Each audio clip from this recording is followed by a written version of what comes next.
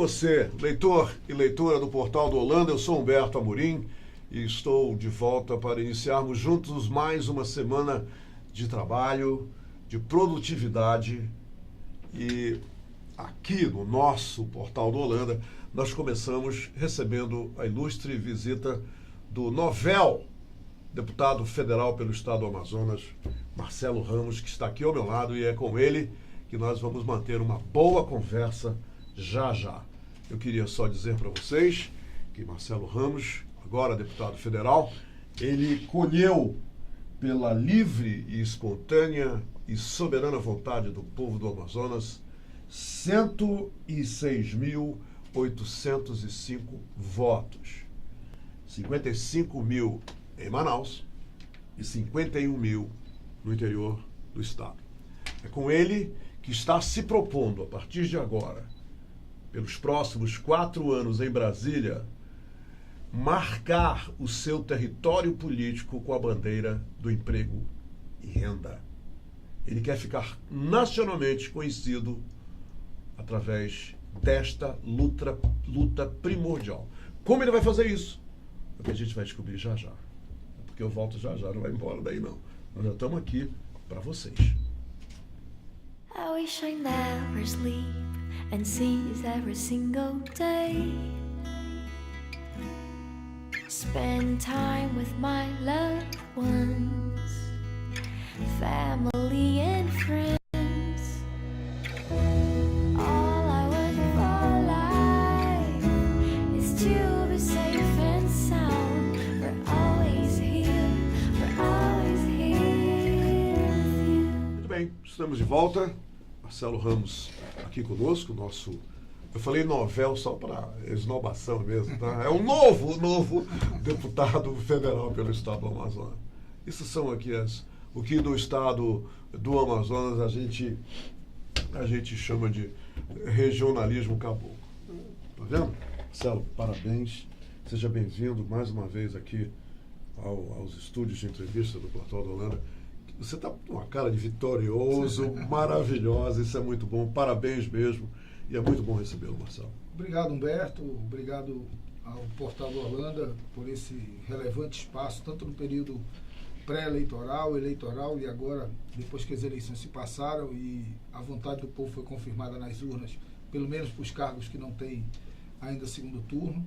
Eu estou vivendo um momento de felicidade, mas eu tenho dito para todas as pessoas que me cercam que é uma felicidade serena, que é uma felicidade de quem tem absoluta consciência de que isso não é uma vitória de uma partida de futebol, de que isso não é uma vitória da minha vaidade. O sentimento mais profundo que eu tenho é o sentimento de gratidão ao povo do Amazonas. E o sentimento maior na minha consciência é o sentimento de grande responsabilidade com mais de 100 mil esperanças depositadas em mim. Então, comemorei de uma forma muito serena. Já na segunda-feira trabalhei.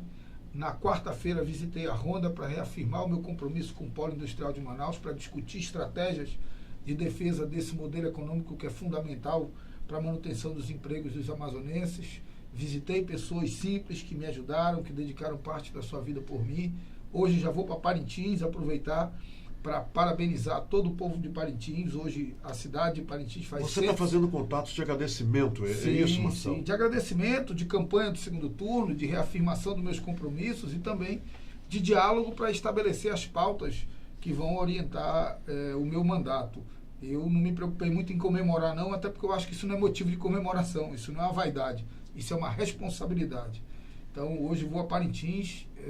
Hoje Parintins completa 166 anos de fundação, e lá em Parintins estão as coisas de mais relevantes que um homem pode ter. Lá está a minha história, lá estão as minhas raízes, lá estão os valores que eu aprendi na minha juventude ao lado do meu pai, que era tão seu amigo. Então, eu vou lá em Parintins agradecer aquele povo, reafirmar meu compromisso e, acima de tudo, beber nessa fonte que me energiza, que é a fonte dos meus princípios, da minha história, das minhas raízes. Na chamada para essa nossa entrevista, eu falei que você quer se fazer conhecer nacionalmente através dessa marca de emprego e renda. Falar em emprego e renda é muito fácil. Assim, todo mundo falou durante a campanha, emprego e renda, isso e aquilo, com fórmulas que, de repente, parece assim, um estalar de dedos, está tudo bem. Mas, concretamente, deputado Marcelo Ramos, como é que você vai lidar com, através, logicamente, das suas atitudes e propostas, para que essa situação horrível de desemprego e falta de renda, que essa é a realidade no estado do Amazonas, são números absurdos. Só no Distrito Industrial, 55 mil pessoas estão sem fábrica. Qual vai ser o seu primeiro passo em direção a mudar esse cenário? Os desafios iniciais são os desafios de manter o emprego de quem está empregado. Então, nós precisamos lutar em defesa dos incentivos fiscais que garantem o bom funcionamento do polo industrial de Manaus. E aí é estratégica a luta em defesa do polo de concentrados, que vive hoje um período de muita instabilidade. Quando eu falo de polo de concentrados, eu não falo só da Coca-Cola. Quando eu falo de polo de concentrados, eu falo da Arosul, que faz o xarope, da Recofarma, que engarrafa. Eu falo da Jaioro, que planta cana-de-açúcar e guaraná lá em Presidente Figueiredo. Então, há todo eu falo de 15 mil empregos quando eu falo do polo de concentrados. Então, essa é uma luta mais do que atual e urgente. Mas também tenho refletido sobre a necessidade de mudar a estratégia de proteção da Zona Franca, garantindo investimentos em infraestrutura logística para que nós sejamos menos dependentes de incentivos fiscais, estimular a iniciativa privada no setor portuário para estabelecer concorrência, baratear o preço, que hoje é absurdo, por conta da concentração da atividade portuária em duas empresas apenas, uma, por sinal, muito maior do que a outra. Sinalizar, balizar, tornar navegáveis o ano inteiro as nossas estradas naturais, que são os nossos rios, garantir a superação dos entraves ambientais para a recuperação total da BR-319 e, assim, garantir a agilidade de processos produtivos, principalmente de quem precisa de just-in-time, para diminuir os estoques e, portanto, diminuir dinheiro parado, possibilitar uma maior capacidade de investimento. Energia e telecomunicações. Nós vivemos aqui no Amazonas com a pior, mais cara e mais lenta internet do Brasil, quiçá do mundo. Eu vou lutar muito por investimentos. Principalmente no interior, não é, deputado? Públicos e privados. No interior não existe. Você desce em Quari e não consegue acessar a internet, que é uma cidade grande. Você vai em Tabatinga, que é uma cidade grande, e não consegue acessar a internet. Isso é uma brincadeira e eu vou lutar muito por investimentos, tanto públicos quanto privados, para que esse setor de telecomunicação possa se desenvolver no Amazonas, ciente de que telecomunicação hoje é insumo essencial para qualquer atividade produtiva. Eu não estou falando de acessar o Facebook, eu estou falando de emitir uma nota fiscal eletrônica, eu estou falando de fazer uma venda no cartão de crédito, eu estou falando de passar um e-mail e fazer uma venda online de fora para dentro e de dentro para fora. Então, esses são os grandes desafios. Estou indo agora, dia 14 de novembro, a convite do professor Manuel Cardoso, que talvez seja uma das pessoas mais preparadas para entender esse processo industrial que nós vivemos aqui no Amazonas, para um evento sobre indústria 4.0. Hoje, praticamente todos os eletrodomésticos têm um chip implantado. Isso é a indústria do futuro. Nós somos o único estado da federação com um parque industrial, com uma planta industrial montada para a produção de chips. Precisamos atrair isso para cá. Essa indústria 4.0, deputado, ela ainda existe, ela não foi ainda implementada. Ela está aí para ser desenvolvida, é isso? Para ser desenvolvida, e há setores no Ministério da Indústria e Comércio e no Ministério da Ciência e Tecnologia que estimulam a entrada de produtos estrangeiros para isso. Nós precisamos proteger, de certa forma, o nosso mercado para desenvolver uma expertise aqui. E a grande indústria do futuro também, que é a indústria das inteligências. Nós aumentarmos as vagas na área de ensino técnico, preparar melhor o nosso jovem que sai e nem todos conseguem ir para a universidade. Pelo contrário, de 100% que se formam no ensino médio, só 5% vão para universidades. Esses outros 95% tem que ter uma formação técnica, mas uma formação técnica na capital, conectada com as necessidades do polo industrial de Manaus, e no interior conectada com a vocação natural de cada município, de acordo com o zoneamento ecológico e econômico que precisa ser feito. Nesse sentido, essas propostas que o senhor acabou de falar para os jovens que não conseguem acessar a universidade por falta de vagas naturais, e são propostas a médio prazo, quer dizer, que expectativa eles podem ter em termos dessa realização? Eu acho muito prazo, pouco prazo? Eu penso que nós podemos fazer isso muito rápido, porque o Amazonas tem um modelo que não conversa entre si, precisa conversar. O Amazonas tem um ensino médio praticamente universalizado por conta das teleaulas nas comunidades rurais no interior do estado, e tem o CETAM, que é ensino profissionalizante. Acontece que esses dois sistemas não conversam. Você tem escola de tempo integral em que o contraturno não é de formação técnica. Então, se nós linkarmos a SEDUC com o CETAM, nós vamos ter na escola de tempo integral o turno regular do ensino acadêmico e o contraturno de ensino técnico profissionalizante através de parcerias com o CETAM, que é para o filho do pescador lá de Benjamin Constant não precisar vir para Manaus para estudar como desenvolver maiores tecnologias para o setor pesqueiro.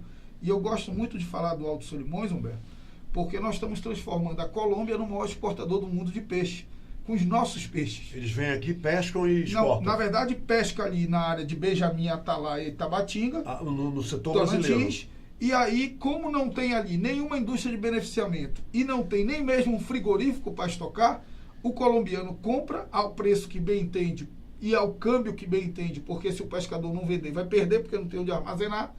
E aí a Colômbia está virando a maior exportadora de peixe do mundo. Nós vamos lutar por facilitar a iniciativa privada e, se for preciso, a intervenção do poder público através de emendas parlamentares para que Tabatinga tenha imediatamente um frigorífico e, em médio e longo prazo, uma indústria de beneficiamento do pescado para agregar valor, gerar empregos formais. Você pega lá em Tapauá um potencial de açaí absurdo e o cidadão, meu amigo Lalá, lá de Tapauá, fazendo açaí manualmente com a família dele ainda ali e ainda assim produzindo 1.000 litros de açaí por dia. Então nós temos um potencial econômico enorme no interior do estado. E ele poderia produzir muito mais se tivesse a tecnologia envolvida. Poderia produzir muito mais e poderia produzir de acordo com as regras sanitárias para que pudesse exportar. Entendi. Se tivesse orientação, assistência técnica, fomento. Agora é Como óbvio. ele deve haver vários. Vários. Agora é óbvio que não há saída para o interior se nós não superarmos o desafio da geração de energia elétrica e das telecomunicações. Deputado, o senhor ratifica então que o interior do Amazonas, ainda mais agora que o senhor passou por esse período de campanha, é uma área, na sua grande parte, abandonada? Esquecida? Olha lá, na verdade esquecido do ponto de vista de alternativas econômicas. Já houve várias tentativas, todas as tentativas vinculadas ao setor primário.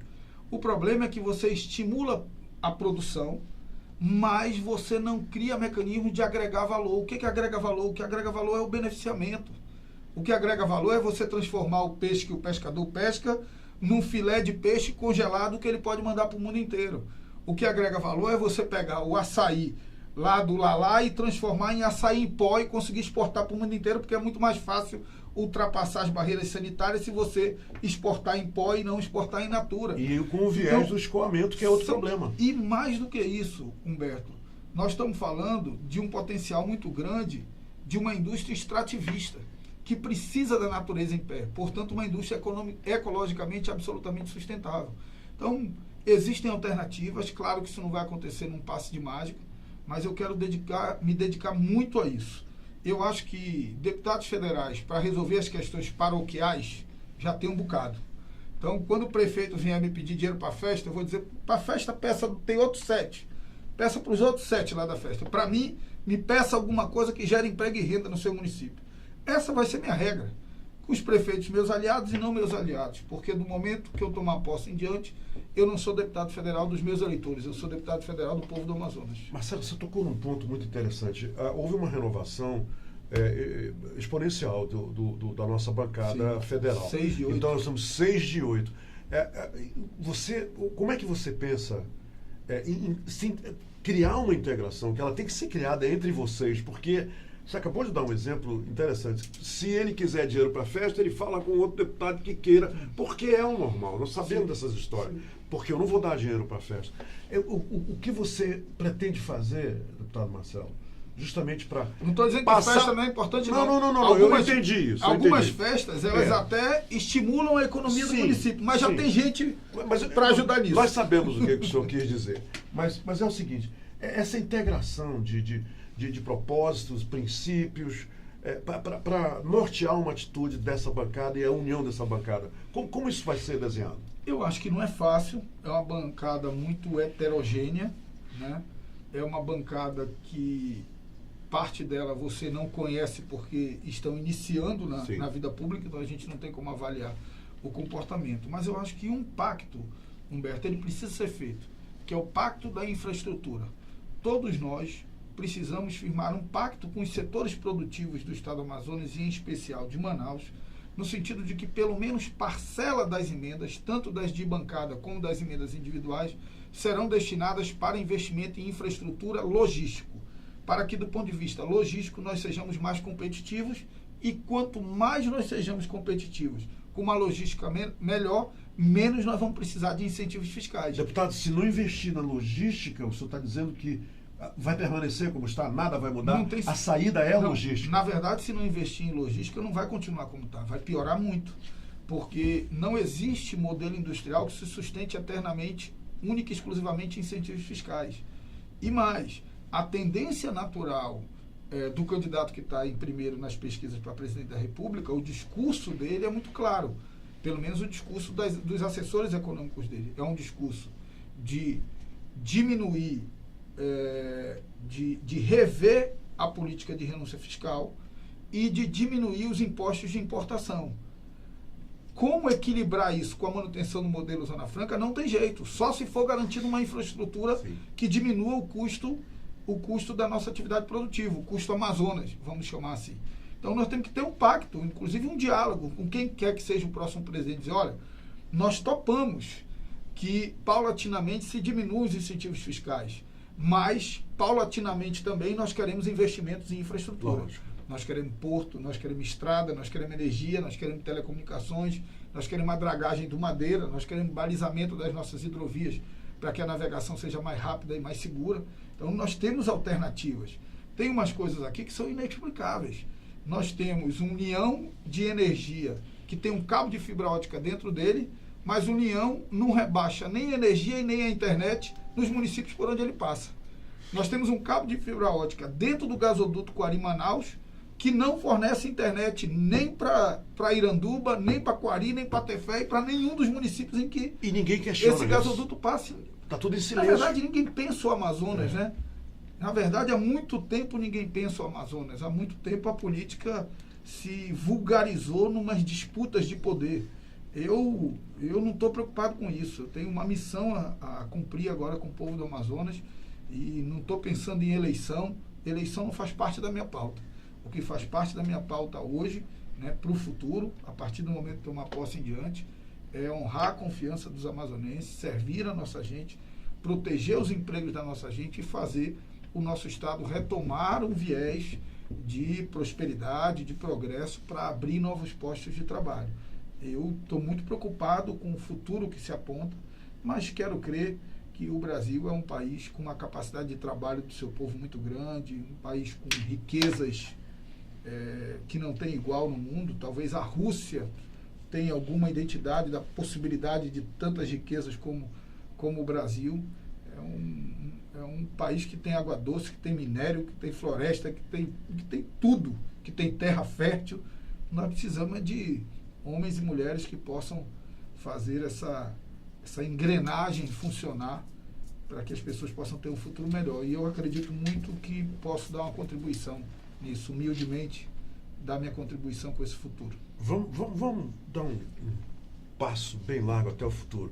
Vamos supor que eu venha lhe entrevistar, e eu quero isso, eu sei que o senhor vai querer também, eu lhe entrevistar em dezembro de 2019, o que o senhor gostaria de desenhar para mim como feito lá nessa entrevista, dizendo, inclusive, Humberto, nós falamos em em outubro do ano passado isso, e olha só, isso aqui eu queria que fosse desenhado e foi desenhado. O que o senhor gostaria de me dizer e logicamente, para os leitores e leitoras? Eu gostaria de voltar em dezembro aqui para apresentar o desentrave dessa questão do polo de concentrados no polo industrial de Manaus. Eu gostaria de voltar em dezembro aqui... De 2019, nós estamos falando. Eu gostaria de voltar aqui para apresentar o desentrave das dificuldades de recuperação total da BR-319, dizer, olha, está preparado para que agora a gente tenha uma ligação rodoviária com o resto do Brasil. Eu acho que esses são os desafios mais imediatos do ponto de vista econômico. Quero voltar aqui para dizer, olha, nós temos uma alternativa para a telefonia e para a internet no interior do Estado. porque é lastimável você não conseguir falar no telefone em municípios grandes. Não estou falando do municípiozinho do interior. Eu acho que essas 3 questões são questões fundamentais que podem ser resolvidas de uma forma mais ágil. Mas eu espero, depois de 4 anos, ter um balanço muito mais positivo. Eu tenho uma tradição, Humberto.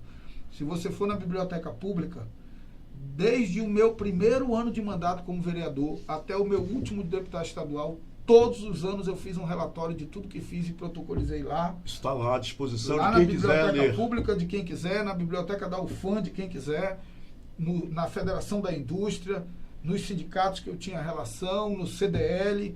Eu tenho essa prática, porque eu penso que só tem uma forma da gente avaliar o planejamento que a gente fez e a população avaliar se você está à altura da confiança que ela lhe depositou ou não. Que é fazendo isso, é prestando contas. Prestar contas é um dever de todo homem público. Para você saber, certo ou errado, o que você fez durante esse período que esteve lá. Os mandatos no Brasil custam muito caro para o cidadão. E é preciso devolver para o cidadão. A forma de devolver para o cidadão é tendo uma atitude ética, correta, austera, transparente e produzindo. Eu sempre procurei produzir e eu tenho certeza que, mais uma vez, vão honrar a confiança das pessoas que depositaram os seus sonhos em mim. Deputado federal Marcelo Ramos, paroquialmente e lá na esfera federal, a decisão do seu apoio agora, como deputado eleito, já foi decidida? Olha lá, em relação à eleição estadual, todo mundo sabe a minha posição, até porque na segunda-feira eu já estava participando da campanha. Eu reafirmo a minha confiança, o meu voto no governador amazonino.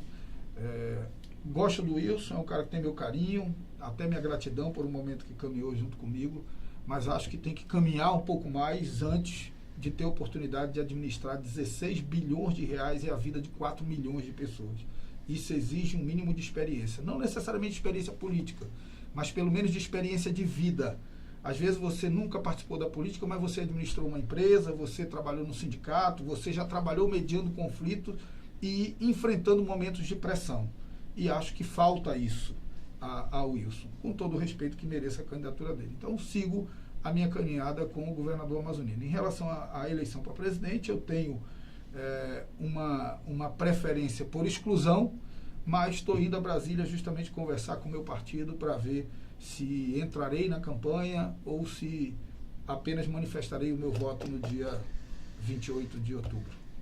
Marcelo Ramos, com inclusive, muito entusiasmo pela sua eleição, que fiquei muito contente de saber disso. Obrigado. Parabéns e que você tenha um grande mandato pela frente e que em dezembro eu vou ligar para a Vânia Lopes, em novembro do ano que vem, vou ligar para a gente marcar essa entrevista, só para a gente dar uma recapitulada nessas coisas que você quer ver e bora ver se nós vamos ver juntos. É uma alegria para mim.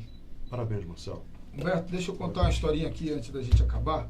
Uma vez eu estava com o nosso poeta maior, Tiago de Mello, porque eu tenho muito carinho, um carinho ao ponto de ter escrito em mim uma poesia dele, né? Um poema dele, e o Tiago me contou uma história que eu quero terminar contando essa história hoje, pelo simbolismo do dia de hoje, né? O Tiago contou que ele... Hoje é o dia dos professores. O Tiago me contou que ele descia ali, Eduardo Ribeiro, com o pai dele, e passou uma senhora e o pai dele retirou o chapéu, que era a tradição dos mais antigos, em sinal de deferência àquela senhora. E ele, um adolescente, quando o pai passou, perguntou: pai, por que você fez esse gesto com essa senhora? Ele disse: eu fiz esse gesto de deferência porque ela é professora e o nome dela é Esperança. Então, que as esperanças, homens e mulheres, esperanças, que têm nas suas mãos os destinos do nosso Estado. Eu tenho muito orgulho de ser professor universitário, de ter participado da formação de homens e mulheres que hoje eu já vejo como advogado, que eu encontro nos tribunais. Devo a minha vida a uma professora, porque minha mãe é professora aposentada e foi ela que abriu mão da vida dela para cuidar da nossa. Então eu quero terminar essa entrevista dando meus parabéns às milhares de esperanças que tomam conta da nossa gente, da nossa juventude e que plantam uma semente boa para o futuro do nosso país. Parabéns aos professores. Muito bacana, muito bacana. Gente, é isso aí. Eu quero aproveitar, então, eu vou embarcar aqui, né, nessa onda maravilhosa que ele criou e mandar um beijo através da professora e minha amiga Graça Ramos. Eu quero mandar esse beijo para todas as professoras, aquelas que também passaram eu passei pela vida delas e que nos deram, a mim e ao Marcelo, régua e compasso. Obrigado pela companhia, pessoal.